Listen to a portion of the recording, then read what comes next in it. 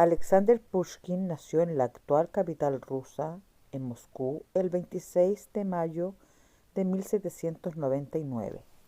Descendiente de una familia aristócrata por parte de padre y de origen africano por parte de madre.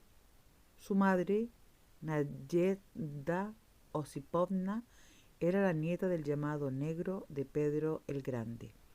La educación que recibió en su infancia fue decisiva para sus obras posteriores.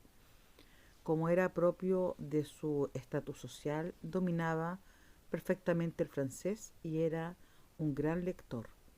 Conoció desde muy niño las obras maestras de la literatura universal y los grandes escritores franceses del siglo XVIII, gracias a la biblioteca que su padre Sergei Bovich poseía.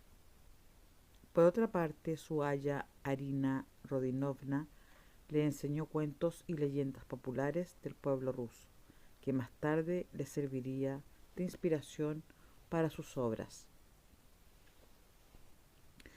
Pushkin es la figura más importante de la literatura rusa y más concretamente de la poesía. Fue Alexander Pushkin. Hoy nadie podría poner en duda la importancia de su poesía y la repercusión que ella ha tenido y tiene en el pueblo ruso. Rusia le llama el padre de la literatura, puesto que le otorgó a su lengua materna un privilegio que le había sido negado hasta entonces,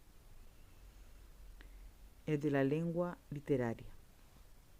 En los años anteriores a nuestro autor, la literatura estaba fuertemente influenciada por la europea, sobre todo la proveniente de Francia.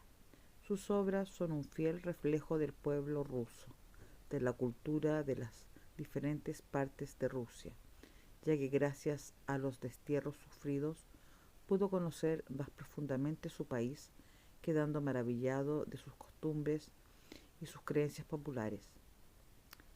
Estos descubrimientos son utilizados en sus poemas, que se convierten así en un estudio de las costumbres rusas.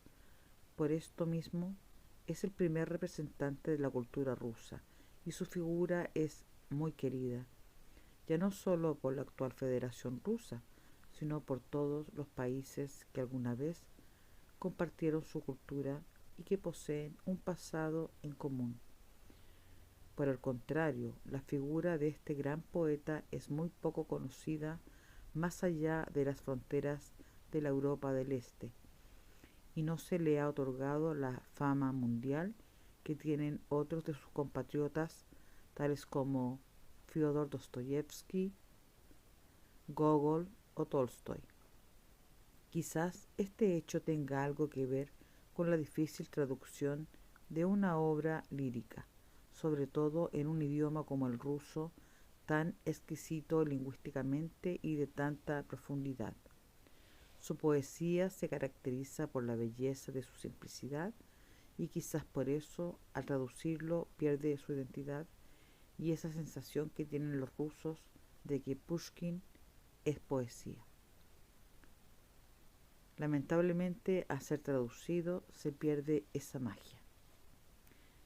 En definitiva, Pushkin fue un hombre orgulloso de sus raíces, que amó y sintió a su país y, no, y nos dejó todo un legado lírico expresado en estos sentimientos poéticos, y a pesar de su muerte precoz, marcó un hito en todo un país.